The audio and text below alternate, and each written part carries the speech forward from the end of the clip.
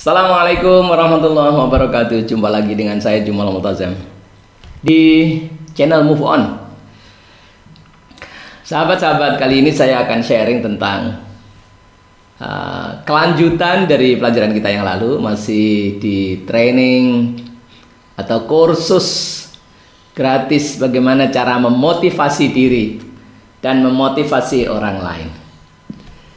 Nah, kita masih ada di pembahasan tentang bagaimana cara mengubah fokus orang. Karena dengan fokus berubah, maka moodnya atau suasana hatinya atau emosinya berubah. Dengan emosi, mood atau suasana hati berubah, maka actionnya berubah. Nah, orang tidak bisa mengubah hasil kalau tidak mengubah tindakan atau mengubah action. Dengan mengubah tindakan, maka hasil berubah. Jadi kalau seseorang terpuruk, yang harus dilakukan adalah mengubah tindakan. Dan dia tidak bisa mengubah tindakan kecuali dengan mengubah moodnya, mengubah suasana hatinya, mengubah emosinya. Nah, emosi bisa diubah dengan cara mengubah fokus.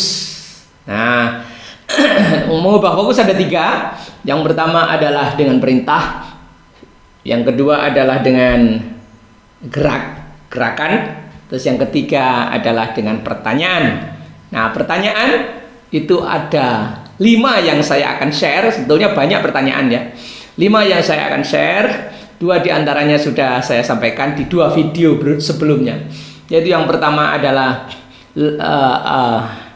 shifting question. Yang kedua learning question. Yang ketiga adalah power switch question. Yang keempat adalah exploring question. Dan yang kelima adalah motivating question. Dan sekarang kita pada pertanyaan yang ketiga, yaitu power switch question. Power switch question itu apa? Yaitu switch itu tombol, power itu kekuatan. Jadi tombol kekuatan. Artinya pertanyaan ini kalau ditanyakan kepada seseorang yang sedang terpuruk, dia akan seperti menekan tombol kekuatan dia. Mengapa disebut tombol kekuatan? Saudara, orang itu kalau tidak punya harapan, maka dia tidak punya kekuatan. Yang bisa menimbulkan kekuatan itu adalah harapan. Ketika kita sudah tidak punya harapan lagi, ya sudah, mati saja. Nggak punya harapan hidup, dia ya inginnya sudah mati saja. Kemana-mana nggak mau, makan pun nggak mau. Nah, dia nggak punya kekuatan, loyo. Yang bisa menggerakkan kekuatan ini adalah ya tentu Allah Subhanahu wa Ta'ala, tentu saja ya. Dalam tataran rububiyah itu, dalam tataran penciptaan itu adalah Allah yang menggerakkan kekuatan kita. Tetapi dalam tataran psikologis, yang menggerakkan kekuatan diri ini adalah harapanmu. Nah, kalau orang sudah tidak punya harapan, itu sudah nggak ada kekuatan. Orang yang sedang down, tidak bisa move on, terpuruk, fokus, terpaku kepada problem, itu dia tidak punya harapan lagi. Nah, pada tingkat yang seperti ini perlu dia itu dibangkitkan harapannya lagi, agar dia ada gerak, ada kerentek hati untuk mau berbuat. Mau berbuat ini adalah kekuatan mental namanya, ya, mental power. Nah, oleh karena itu pertanyaan power switch ini adalah power itu dipencet. Kalau dia kemudian disodori pertanyaan ini, seperti dia dipencet mental powernya, switch pemencet mental power agar hidup lagi, harapannya itu bisa hidup lagi. Kira-kira begitu ya manfaat dari power switch question. Power switch question ini akan bisa membuat orang yang dari fokus pada problema menjadi fokus pada keinginan. Banyak orang yang ketika tertimpa musibah, tertimpa masalah, dia begitu kaget, terpaku, kaget, shock dan terpaku, yang membuat dia tidak bisa kemana-mana karena terpaku. Bahasa Jawanya maaf, bahasa Jawanya kami tenggengen. Apa kami tenggengen? Ya terpaku tadi ya. Jadi begitu dapat masalah itu langsung begini, dia nggak bisa ngapa-ngapain. Ya, konkretnya ya berbagai macam tindakan, tetapi tidak kemana-mana sebenarnya.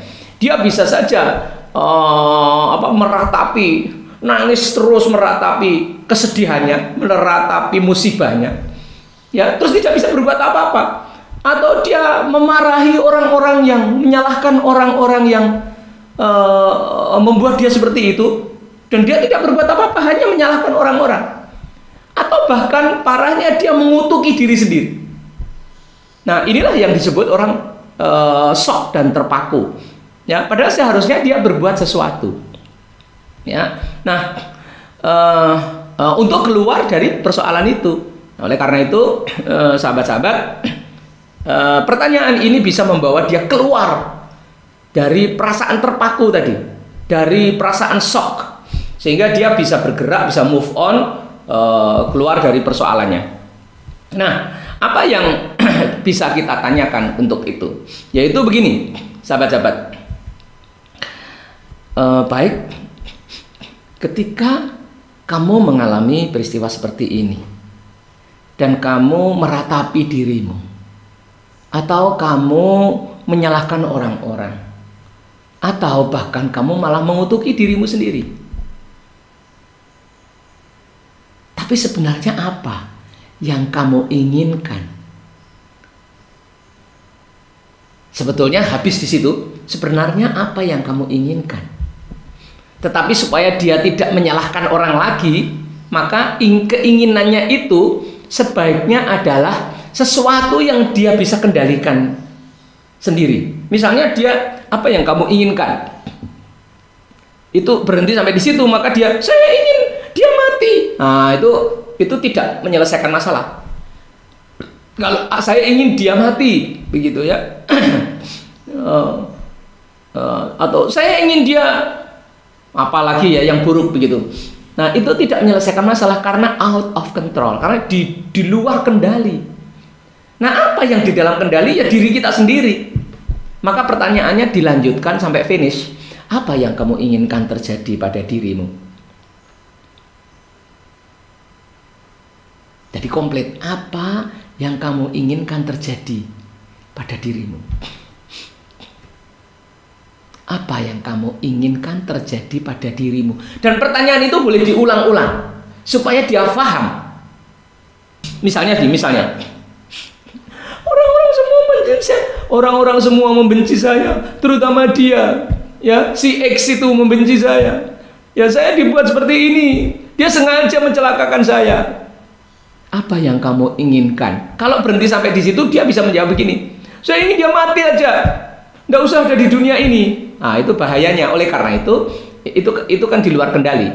Dan oleh karena itu, apa yang kamu inginkan terjadi pada dirimu? Saya ingin mati saja. Masih negatif. Kalau masih negatif, tanya lagi. Terus kalau sudah mati, apa yang ingin kamu peroleh? Saya bebas. Oh, jadi kamu ingin bebas. Nah, begitu. Kalau sudah positif, baru kamu explore lebih banyak lagi. Ya, keinginannya tuh explore lebih banyak. Dengan dieksplor keinginannya itu, maka dia akan menjadi aware terhadap apa sebenarnya yang diinginkan. Dia menjadi paham terhadap dirinya, apa sebenarnya yang diinginkan. Saya ulangi ya. Jadi kalau misalnya, oh, dia sengaja mencelakakan saya seperti ini, aku sudah nggak kuat. Apa yang kamu inginkan terjadi pada dirimu? Aku nggak kuat, aku ingin mati saja. Masih negatif. Maka harus terus ditanya lagi. Kalau sudah mati, apa memang yang kamu peroleh? Saya bisa bebas, aku bisa bebas. Oh, berarti dia ingin bebas. Oh, jadi kamu ingin bebas. Bebas dari apa? Bebas dari tekanan, dari gangguan dia. Oh, jadi kamu ingin bebas dari tekanan, dari gangguan dia. Begitu. Nah, itu akan membuat dia, terus apa yang bisa kamu lakukan supaya kamu bisa bebas? Apa yang bisa kamu lakukan? Bisa ya, jangan harus. Apa yang bisa kamu, coba dipikir. Kalau dia bilang, enggak ada, coba ayo kita pikir pelan-pelan.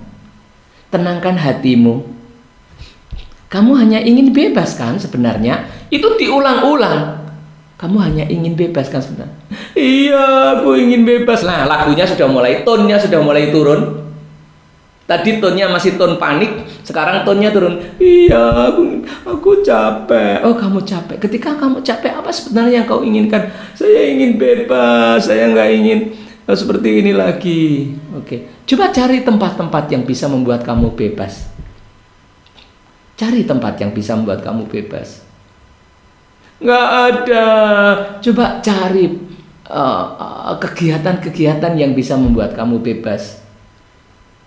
1-2 hari, saya hanya ingin mencatat bahwa kamu hanya ingin bebas. Oke?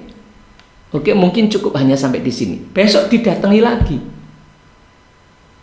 Ya. Dipeluk, kalau sesama gender dipeluk. Kalau beda gender ya nggak usah dipeluk.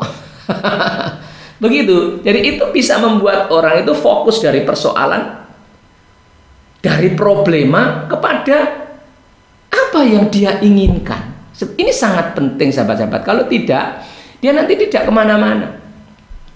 Ini kalau orang itu terpaku. Nah, kalau orang tidak terpaku, dia bisa lari dari problema tapi tidak terarah. Juga begitu. Tidak terarah. Jadi dia dari punya persoalan, ya, mungkin persoalan ekonomi atau mungkin bangkrut, gitu ya. Ketika ditanya, kamu berbuat begini sebenarnya untuk apa? Begini itu dia mungkin karena sudah minum-minum, mabuk-mabuk dan lain-lain. Apa sebenarnya yang kamu inginkan? Kok kamu sampai terjadi seperti ini? Nah, kalimat apa sebenarnya yang kamu inginkan terjadi pada dirimu? Itu penting ya. Yang terakhir itu, apa yang kamu inginkan terjadi pada dirimu? Dia tidak bisa mengelak dari kalimat ini, dari pertanyaan ini. Apa yang kamu inginkan terjadi pada dirimu? Kalau orang itu tidak terlalu putus asa, dia biasanya bisa langsung menjawab dengan kalimat positif. Ya, saya sebenarnya dia akan bercerita banyak. Ketika dia tercerita problema, terus saja balik pertanyaannya. Lalu apa yang kamu inginkan? Sampai ketemu dia jawabannya negatif. Sampai ketemu dia jawabannya kalimat positif. Kalau sudah ketemu kalimat positif, ya sudah, diskusikan aja itu.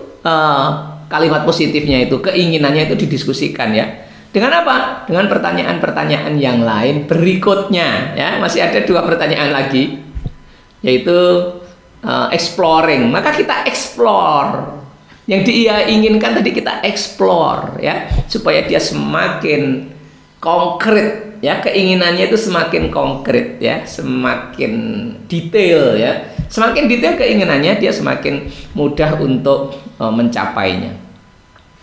Dan kemudian nanti yang terakhir adalah motivating question. 5 ini serangkaian, kalau saudara pakai semua ini dahsyat, bisa mengubah orang yang dari terpuruk ya, bahkan sampai terpaku dan gak ngerti apa yang harus dilakukan. Selama dia masih bisa diajak bicara, maka dengan 5 pertanyaan dahsyat ini, insya Allah kita akan bisa mengangkat orang dari kubangan, mengangkat orang dari terperosok, mengangkat orang dari kejatuhannya, insya Allah ya. Moga-moga ini bermanfaat ya Pak. Kalau untuk diri sendiri, sama, tanyakan kepada diri sendiri pertanyaan-pertanyaan itu. Apa sih sebenarnya yang saya inginkan terjadi pada diriku? Begitu, dengan kesadaran, tanya ke dalam. Jawabannya itu adalah hal-hal yang positif, dan itu adalah tujuan yang diinginkan ya. Dalam bahasa coaching disebut outcome. Ini adalah membalik dari problem to outcome. Membalik dari problem to outcome. Membalik dari fokus kepada problem menuju fokus kepada outcome. Ya, ketika sudah ketemu jawaban positifnya, itulah outcome-nya. Nah, outcome itulah yang kemudian nanti kita exploring dengan pertanyaan-pertanyaan explore yang akan saya sampaikan di video berikutnya. Demikian yang bisa saya share untuk kali ini, dan tunggu video berikutnya tentang exploring question. Ya, jangan lupa subscribe dan tekan tombol loncengnya ya. Kemudian share kepada banyak orang agar video motivasi ini bermanfaat kepada lebih banyak orang. Terima kasih. Assalamualaikum warahmatullahi wabarakatuh.